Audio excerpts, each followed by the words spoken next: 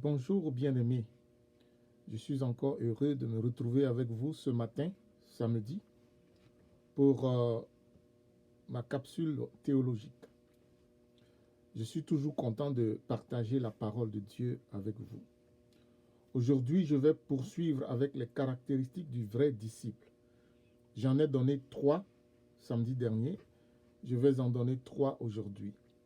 Mais avant, lisons cette parole de l'Écriture qui dit « Le disciple n'est pas plus grand que le maître, mais tout disciple accompli sera comme son maître. » Dans Luc 6, verset 40. Le disciple n'est pas plus grand que le maître, mais tout disciple accompli sera comme son maître. Voyez-vous, la barre que Jésus met, c'est lui-même. En tant que disciple de Jésus-Christ, Jésus nous demande d'être comme lui. Il ne nous demande pas d'être moins que lui, mais il nous demande d'être comme lui. Tout disciple accompli sera comme son maître. Samedi dernier, je vous ai partagé que le vrai disciple de Jésus-Christ est prêt à être rejeté. Parce que quand tu t'engages pour Jésus, tu ne t'engages plus pour le monde. Le rejet fait partie de la vie du disciple. Mais le rejet ne doit pas être une occasion pour manifester la haine, mais au contraire, pour manifester l'amour de Jésus.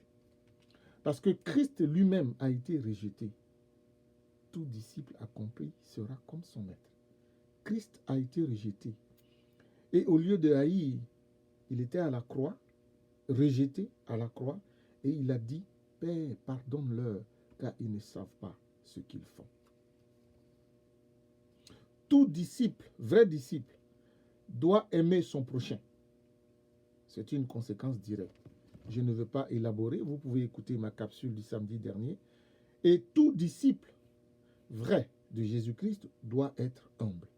Donc je répète, il doit être prêt à être rejeté, il doit être prêt à aimer son prochain et il doit être prêt à être humble. Si je reviens un peu sur la question du prochain, je veux dire le prochain, ce n'est pas ta femme, ce n'est pas ton mari, ce n'est pas ton frère, ta soeur, ce n'est pas ton père, ta mère, tes enfants. Le prochain, le vrai, par qui tu démontres que tu es vrai disciple de Jésus-Christ, c'est celui qui ne t'aime pas. C'est celui que tu ne connais même pas. C'est celui qui est haïssable, mais à qui tu donnes l'amour de Jésus-Christ. Amen. Voici les 3 autres caractéristiques du vrai disciple et que je vais élaborer un tout petit peu. Le vrai disciple est totalement attaché à Jésus et totalement détaché du monde. Vous allez me dire, mais pourquoi? Parce que nous avons trop de disciples qui nagent entre les deux, qui veulent être attachés à Jésus et en même temps attachés au monde. Ce n'est pas possible. Un vrai disciple fait un choix. Et quand il a choisi de suivre Jésus, il le suit totalement, attaché à lui, et ça veut dire qu'il est détaché du monde. Ça ne veut pas dire qu'il ne vit pas dans le monde, mais ça veut dire qu'il ne vit plus selon les pensées de ce monde. Décider de suivre Jésus, c'est automatiquement décider de ne plus suivre le monde. Comprenons bien cela. C'est pourquoi tout ce qui est susceptible, lorsque nous avons décidé de suivre Jésus, tout ce qui est susceptible de nous empêcher de le suivre totalement, nous devons les fuir.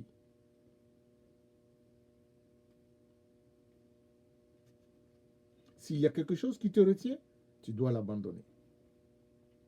S'il y a quelque chose qui te freine, tu dois l'abandonner. Comme il est écrit, si ton œil droit est pour toi une occasion de chute, arrache-le et jette-le loin de toi. Car il est avantageux pour toi qu'un seul de tes membres périsse et que ton corps entier ne soit pas jeté dans la géhenne. Et si ta main droite est pour toi une occasion de chute, coupe-la et jette-la loin de toi. Car il est avantageux pour toi qu'un seul de tes membres périsse et que ton corps entier n'aille pas dans la géhenne. Matthieu 5, 29 à 30. Si le confort te retient, rejette le confort. Car la vie du disciple n'est pas caractérisée par le confort. Je le répète, la vie du disciple n'est pas caractérisée par le confort. Et Jésus a dit, pour appuyer cette vérité, les renards ont des tanières, les oiseaux du ciel ont des nids, mais le Fils de l'homme n'a pas un lieu où il puisse reposer sa tête. Ça veut dire que il ne court pas après le confort. Il est engagé à une mission au nom de laquelle le confort n'est pas une priorité.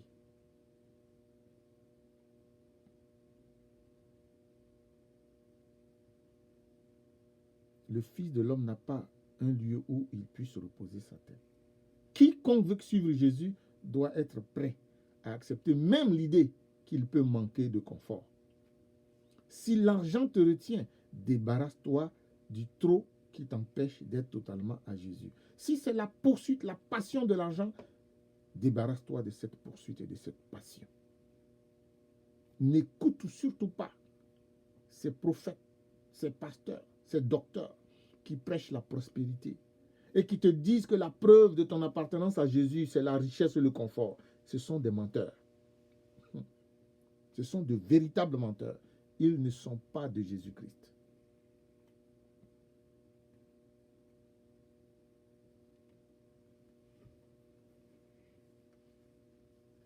Suivre Jésus, c'est être prêt au sacrifice.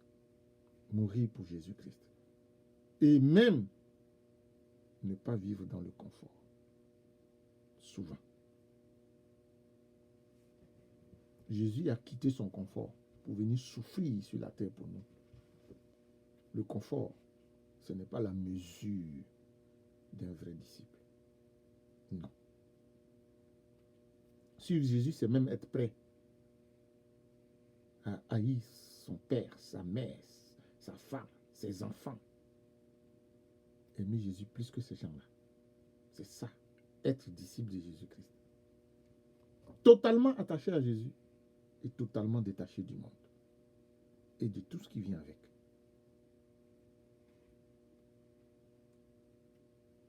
La richesse du disciple est en Dieu, en Jésus-Christ, ainsi qu'il est écrit, vous avez tout pleinement en lui, qui est le chef de toute domination et de toute autorité. Colossiens 2, verset 10. Amassons-nous des trésors dans le ciel. Luc 12, verset 33. Et non des trésors sur la terre. Ça va pourrir. L'autre caractéristique du disciple. Le disciple est totalement dépendant de Dieu.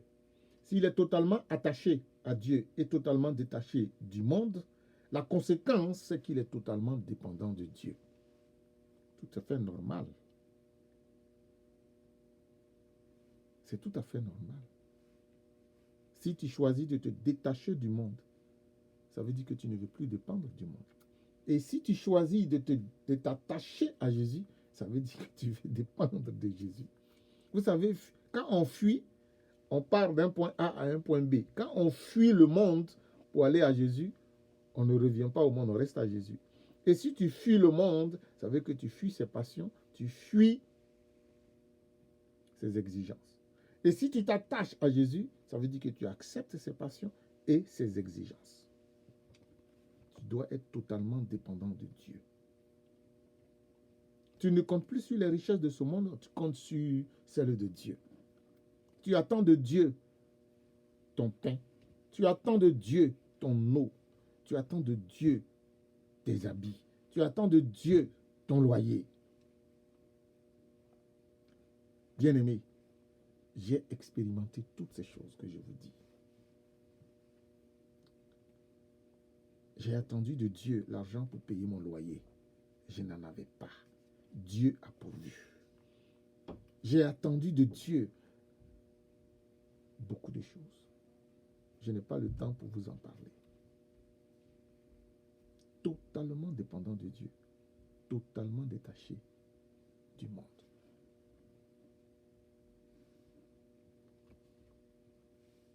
C'est Dieu qui te donne à manger. Parce que Dieu donne à manger aux oiseaux.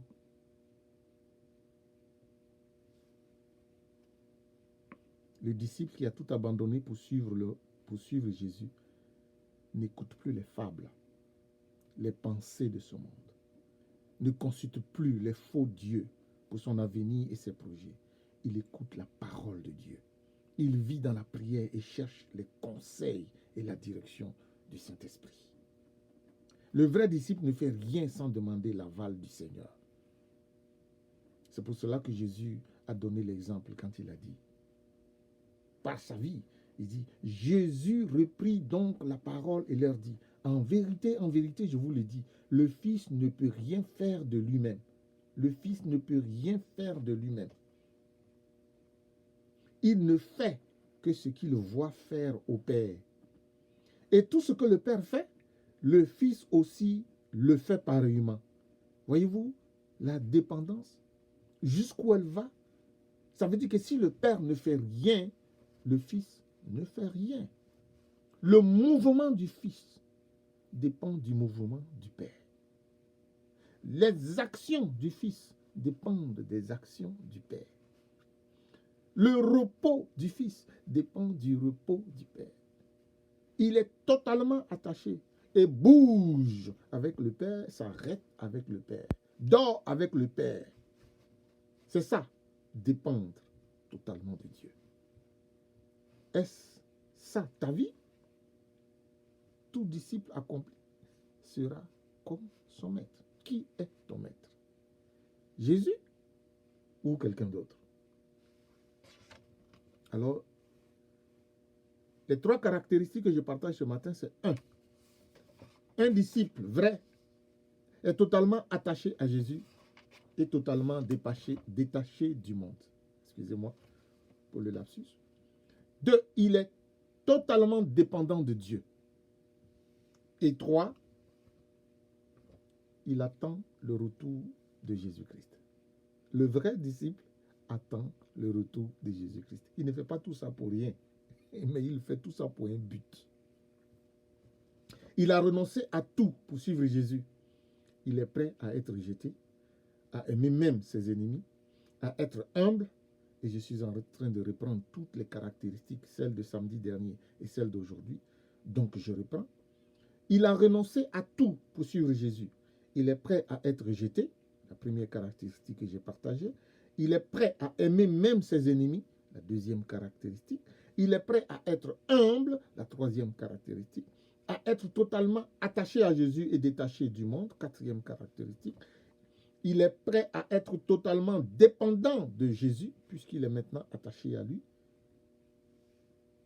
parce qu'il attend le retour du Seigneur. Il attend une meilleure situation. Il a la promesse d'un avenir meilleur. C'est ça qui guide ses actions. C'est pour cela qu'il s'attache à Jésus. C'est pour cela qu'il aime son prochain. C'est pour cela qu'il est prêt à être rejeté. C'est pour cela qu'il est humble.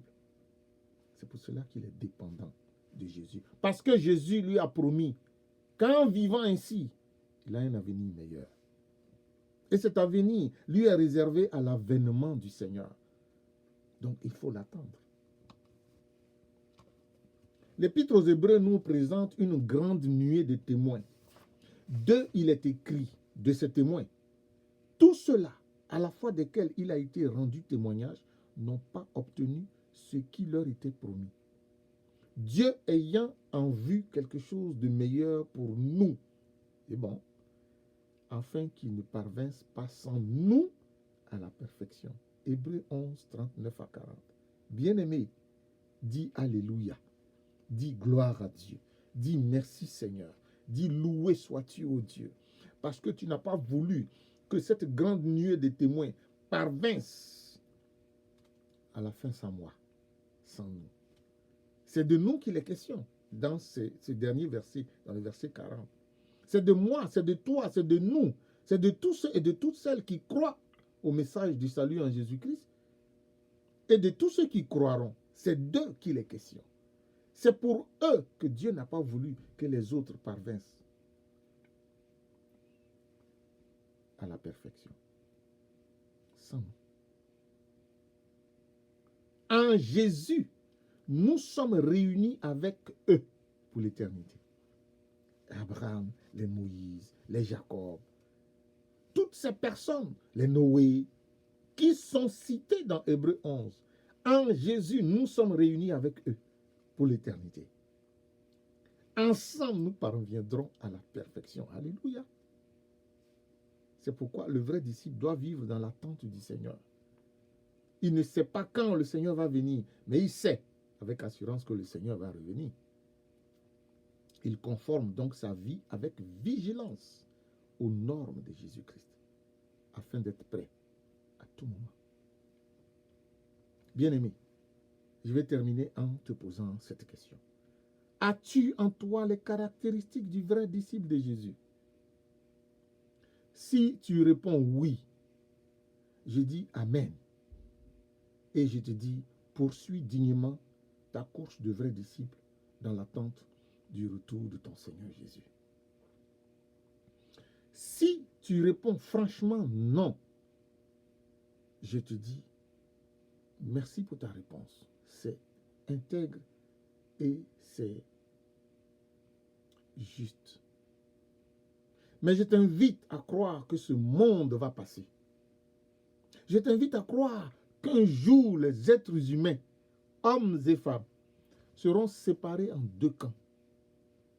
L'un pour la mort éternelle et l'autre pour la vie éternelle. Je t'invite à faire partie de ce camp qui aura la vie éternelle. De ce camp sont les vrais disciples qui sont prêts à te rejeter, qui sont prêts à aimer leur prochain, qui sont prêts à être humbles, qui sont attachés totalement à Jésus et détachés totalement du monde, et dépendants totalement de Dieu, et qui attendent l'avènement de leur Seigneur Jésus-Christ. Je t'invite à faire partie de ce camp-là. En faisant de Jésus ton seul sauveur et le Seigneur de ta vie, et à marcher dès maintenant à sa suite. Ta fin, tu dois la choisir maintenant. C'est comme quelqu'un qui sait qu'il sera à la retraite et qui n'a rien préparé pour la retraite. C'est ça. C'est comme quelqu'un qui sait qu'il vit dans une maison de fonction et qui n'a jamais construit de maison, sa propre maison. Le jour où il ne sera plus dans sa maison de fonction, il n'aura rien.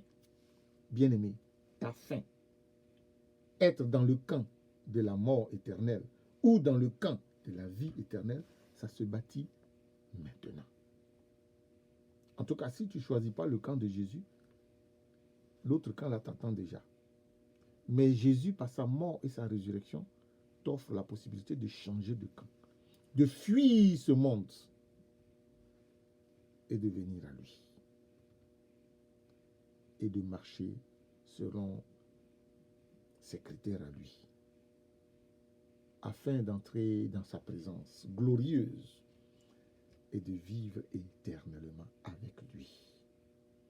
Il n'y a de salut en aucun autre, car sur cette terre-là où nous vivons, sur cette terre, un seul nom a été donné pour sauver le monde. Et c'est le nom de Jésus. Les disciples l'ont rappelé au chef religieux dans Acte 4, verset 12. Sur cette terre, il n'y a de salut en aucun autre. Et tu ne peux pas être un vrai disciple, selon ce que je viens de citer, sans être un homme ou une femme qui croit en Jésus-Christ.